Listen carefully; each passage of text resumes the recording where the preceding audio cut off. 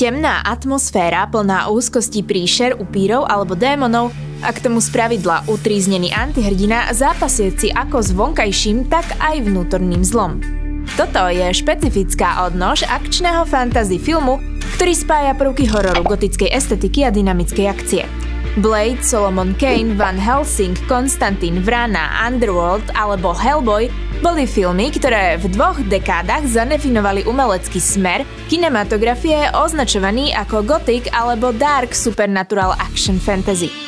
Kvality jednotlivých titulov kolísajú, no aj tie audiovizuálne a obsahovo menej hodnotné kúsky si dokázali za tie roky vybudovať komunity verných fanúšikov. Majú skrátka špecifické čaro a iskru, na ktorú nezabudnete. Mimochodom, ja som Fangorka a na našom kanáli robím pravidelne rôzne analýzy filmov, seriálov či všelijakých popkultúrnych fenoménov. Ak vás teda bavia naše videá alebo sa vám zapáči práve toto, neváhajte nás potešiť pekným komentárom. Tituly, o ktorých hovorím, sú už svojimi vizuálnymi prvkami nezameniteľné. Isté, že každý z nich reprezentuje osobitý štýl daného filmára, no predsa majú niekoľko spoločných prvkov. Vyznačujú sa výrazne temnou, chladnou, farebnou paletou a dôraz sa kladie na architektonickú veľkoleposť i celkovú ponurosť. Objavujú sa staré katedrály, gotické kostoly, zámky s mrežami a chrličmi, viktoriánske hrobky či uličky zaliaté hmlou. Priestory sú nezriedka utopené v tieňoch, z ktorých občas vystúpi ostrý lúč svetla, záblesk blesku alebo žiara plameňov a dážď je takmer povinnou kulisou. Ambiciozne gotické prostredie však striedajú zastrčené studené mestské ulice, špinavé zapľúvané bary alebo neonová džungľa. Postavy bývajú odeté do dlhých kabátov či kožených plášťov, pričom celková estetika je v štýle neogotik a neo-noir. Často nechýba ani urban fantasy, čo je žáner, ktorý prináša kombináciu súčasnej technológie a okultizmu. Dodáva tak mytologickej atmosfére moderný punkový nádych, ktorý skvelo funguje s akčno-hororovými hybridmi. Netreba zabúdať ani na to, že kopec daných filmov sú vlastne adaptácie komiksov, alebo sa im aspoň formálne podobajú. Mnohé z nich dokonca bombastickým komiksovým franšízam na filmovom plátne vydláždili cestu. Subžáner občas zasahuje aj do temných verzií rozprávok alebo bájí, spadajúc do škatulky fairy tale fantasy. Ak vás táto téma zaujíma, mám o tom samostatné video. Link nájdete v popise. Najvýraznejším prvkom je však fúzia gotickej literatúry s blockbusterovým štýlom, do ktorej sa nezriedka na chuť prisype aj šmrnc historickej epiky. Protagonista býva len veľmi zriedkavo klasický cnostný hrdina.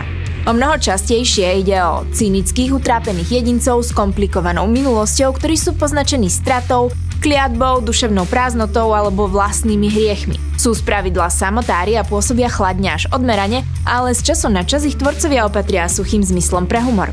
Používajú kruté a nemilosrdné metódy, ale ich motivácie pramenia z osobnej tragédie alebo vnútornej viny. Buď hľadajú vykúpenie za minulé skutky, alebo ich poháňa pomsta voči temným silám, ktoré im ublížili. Niekedy je to dokonca oboje naraz. Napríklad Solomon Kane, puritánsky šermiar z rovnomenného titulu, bol kedysi krutým, lúpeživým žoldnierom, no po stretnutí so samotným diablom pochopí, že jeho duša je zatratená a vydáva sa na cestu pokánia. John Constantine je morálne nejednoznačný nihilistický okultný detektív, ktorý vie, že pre svoje mladické pokusy o seba ukončenie je tiež prisľúbený pekelným plameňom. Zahájil teda nadprirodzené ťaženie proti démonom motivované sebeckou nádejou vykúpiť si miesto v nebi, zmiešanou s trpkým pocitom, že ho tam hore aj tak nikto nechce. Zachraňuje však iných len preto, že tým zachraňuje aj seba. Mnohí protagonisti nesú stigmu monštra ako Blade, ktorý je polovičný upír trpiaci večným smedom po krvi. Predsa sa však po zotmení vydáva do ulic, aby lovil krvilačné nočné tvory a zničil svet, ktorého je súčasťou sám. Nerobí tak z lásky alebo solidarity k ľuďom, ale pretože zápasí s vlastným tieňom. Nenávisť k svojej podstate premenil na osobnú misiu vzdoru voči osudu. Hellboy je pre zmenu doslova démon, ktorý je vychovaný ľuďmi a podobne ako Blade bojuje proti svojej prírodzenosti a predurčeniu privodiť apokalypsu. Hoci je výnimočný splodenec pekla, riadi sa jednoduchým, ale v empatii zakoreneným morálnym kompasom.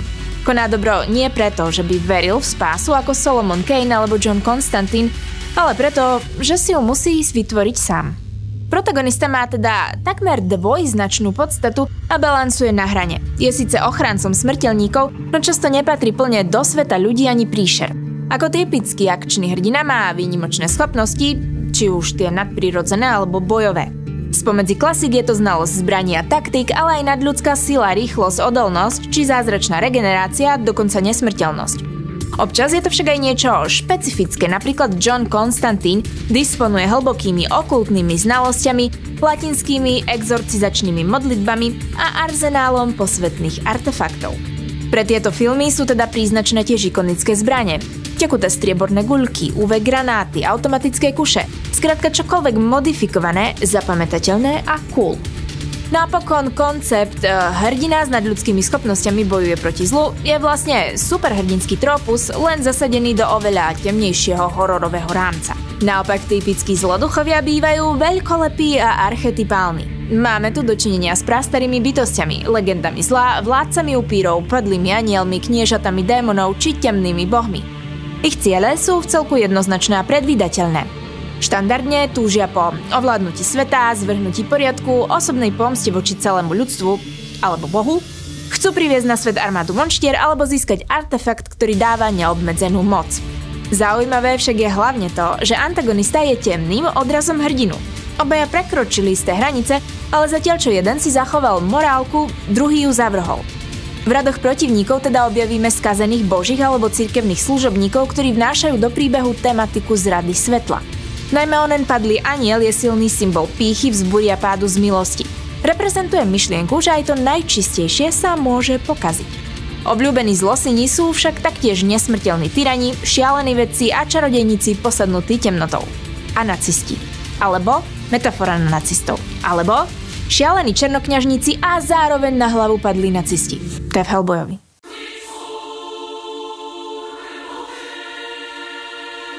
Ústredným konfliktom v tomto žánri takmer vždy býva súboj dobra so zlom v kozmickom či mytologickom zmysle. Dej nezriedka stavia na prastarej vojne, ktorá prebieha skryto popri bežnom svete. Hrdina stojí v šere medzi opačnými koncami spektra a musí sa pridať na stranu svetla, inak hrozí víťazstvo temnoty. Príbeh obvykle sledujeme očami postavy, často vedľajšej, ktorá objaví, že naša bežná, normálna realita má tajné nadprirodzené podsvetie. Publikum spolu s ňou odhaľuje pravidlá skrytého sveta a vzniká pocit úžasu i paranoje, pretože sa postupne odkrýva aj konšpirácia, ktorá otrasie oboma realitami.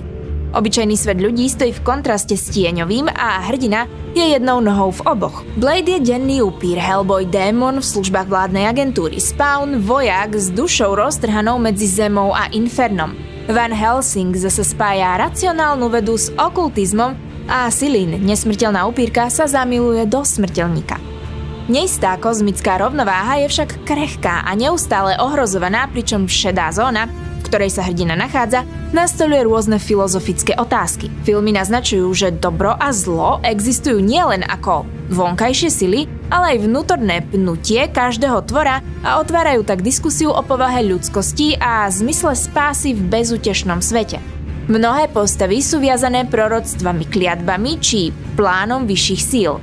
Scenáristi na pozadí cool akcie vo výsledku pitvajú koncept slobodnej vôle a osudu. Môže sa dobro vynútiť zlom? Ak existuje osud, má vôbec zmysel bojovať? Keby si mohol žiť večne, ostal by si dobrým? Žáner zdanlivo stojaci na povrchnej zábave prekvapivo skúma, čo robí človeka človekom a monštrum monštrom. Poukazuje aj na relatívnosť týchto pojmov. Napríklad Blade celý život bojuje proti upírom, len aby sa s nimi neskôr spojil z oči voči väčšiemu zlu. Hellboy sa pre zmenu pýta, či je monštrum to, ktoré má rohy, alebo to, ktoré pácha krutosti na bezbranných. Na dôvažok antihrdinovia často konajú na pomedzi spravodlivosti a osobnej pomsty, čo vytvára problém etiky.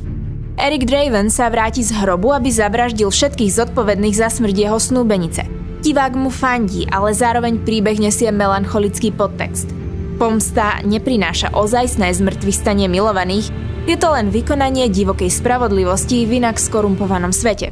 Všetky tieto motívy nás skrátka nútia zamyslieť sa.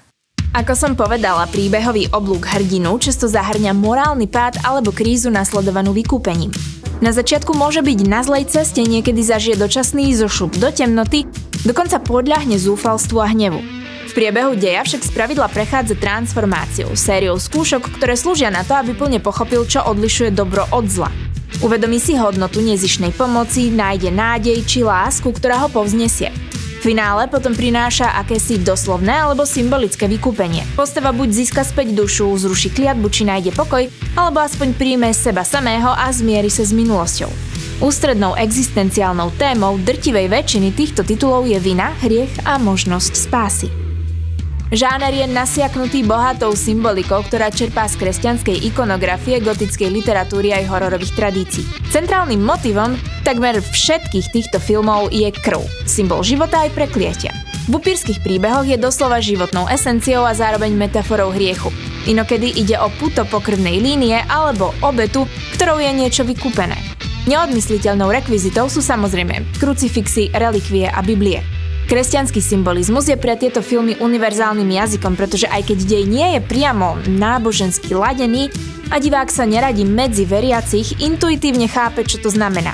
Kríž vystupuje ako prastarý symbol ochrany pred zlom, lebo reprezentuje víťazstvo Krista nad smrťou, peklom a temnotou. Rovnako jednoznačný je kontrast dňa a noci, respektíve svetla a tmy. Keďže noc značí nevedomosť, hriech a nebezpečenstvo, postavy zvyčajne bojujú v noci, kedy je zlo najsilnejšie. Nie je náhoda, že upíri nemôžu na svetlo, pretože deň predstavuje pravdu, život a Božiu prítomnosť. Mnohé filmy tak pracujú s motivom svitania. Ak hrdina vydrží bojovať do úsvitu, prvé lúče slnka zničia všetkých temných tvorov. Podobné posolstvo nesie aj oheň, ktorý síce odkazuje k peklu a deštrukcii, no zároveň sa môže stať očistným elementom svetla. Všimnúť si môžeme použitie zrkadiel odrážajúcich pravdu, ale aj hranicu svetov. Hovorí sa, že upír sa v zrkadle neodráža, pretože absentuje jeho duša, no folklór tvorcom našepkáva aj to, že odrazové plochy možno použiť čoby portály do iných dimenzií. Reťaze, okovy, jazvy, stigmy, temnice, hodiny, kyvadlá a všetky ostatné prvky tvoria bohatú obrazovú reč, ktorou tieto filmy komunikujú svoje posolstvá. Výsledkom je pestrý koktail hororovej temnoty, fantasy, mystiky, akčnej dravosti a komiksovej štilizácie. Táto všestrannosť je jedným z dôvodov, prečo si žáner získal publikum v 90. rokoch a na prelome milénia. Vedel ponúknuť jedinečnú kombináciu vizuálnej rozkoše, emotívneho náboja a rezonancie nad rámec jednoduchého hrdina versus monštrum akčného filmu. Je to moderné prerozprávanie mytologických zápasov v podobe, ktorá je atraktívna pre popkultúru dodnes. A čo si o týchto filmoch myslíte vy? Máte nejaký, ktorý obľubujete najviac? Napíšte mi dolu do komentárov a ja sa zatiaľ budem tešiť do nejakého ďalšieho videa.